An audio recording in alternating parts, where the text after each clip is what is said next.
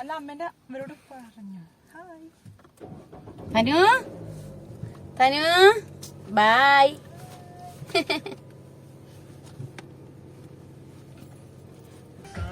അപ്പൊ ഞങ്ങൾ പോയിട്ട് കാണാം. ഇവിടെ ദൂരെ ദൂരെ കാണാനുണ്ടല്ലോ. സ്ട്രീറ്റാ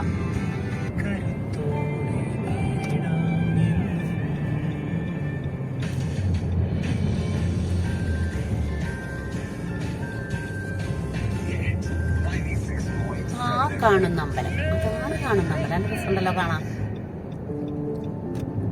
ഇതിനൊക്കെ മുകൾ ഭാഗം കാണും. നിറയെ വണ്ടികളുണ്ടല്ലോ അവിടെ അല്ലേ. ഇപ്പൊ 1/2 മണിക്കൂറേ ഉള്ളൂ അല്ലേ വന്നുള്ളൂ. അത് നിങ്ങൾ അറിയാതെ പോരായിരുന്നു.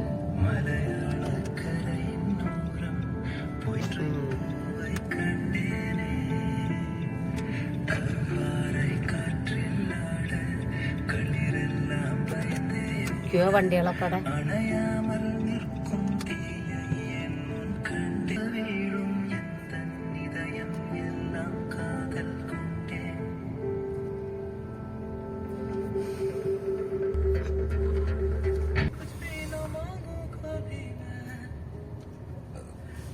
ഒരുപാട് വണ്ടികൾ, ടൂറിസ്റ്റുകൾ ഇപ്പം ഉണ്ട്.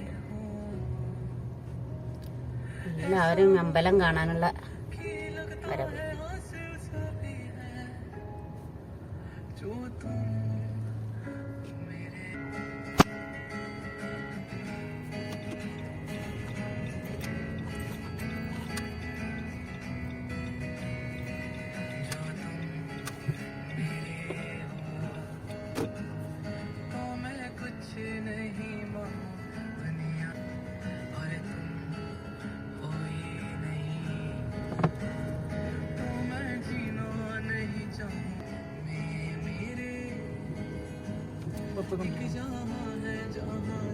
അങ്ങനെ കണ്ടോടത്തിടുകയാണ്, അതാ നല്ലത്. പാർക്കിങ്ങിലായിട്ടാണ് നമ്മൾ കോട്ട് വേണമെങ്കിൽ കയ്യിൽ പിടിക്കാം. നമ്മള്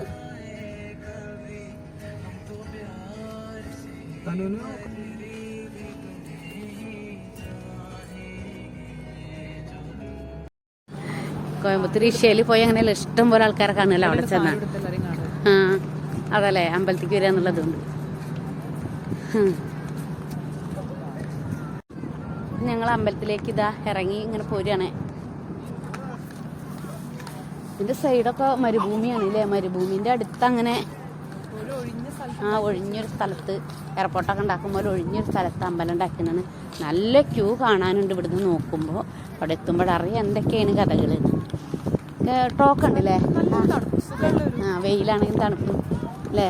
അപ്പോൾ നേരെ 5 മണി, കറക്റ്റ് 5 മണി. തനിമോനെ എവിടെ? പോണില്ലേ.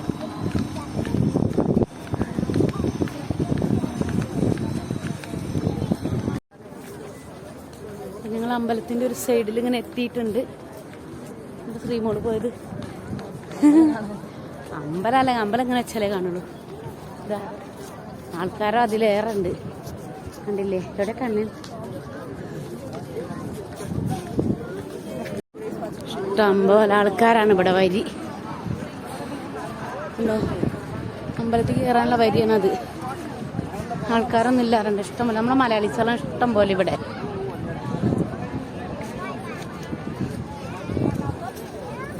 വേഗം പോയി വരി കയറാൻ പറയണം.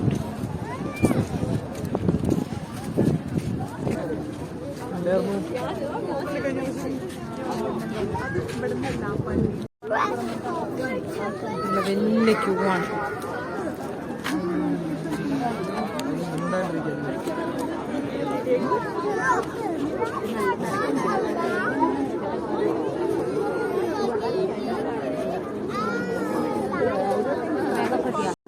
ഒരു 10-20 മിനിറ്റ് നിന്നപ്പോൾ ഒന്ന് തുറന്ന് വിട്ടു. കുറച്ച് ആൾക്കാർക്ക് പോയിക്കൊണ്ടിരിക്കുന്നുണ്ട്. ഇനി കുറച്ചുകൂടെ പോയിട്ട് അവിടെ നിൽക്കേണ്ടി വരുന്ന തോന്നുന്നു. ഇത് തൊഴുതു വരുന്ന സ്ഥലം. ആൾക്കാരൊക്കെ അവിടെ കണ്ട് തൊഴുതു വരുന്നു. നാട്ടത്തെ പോലെയാണൊരു തുറന്നു വിട്ടപ്പോൾ എല്ലാവരും കൂടി ഒരു പോക്ക്. ഇവിടെ കുറേ പോയി നിൽക്കുന്നുണ്ട്. അതിൽ കയറ്റി പിടിച്ചിട്ടാണ് വീൽ ചെയറുകാർക്കൊക്കെ ഇതിലങ്ങോട്ട് കയറാൻ വേഗം തന്നെ.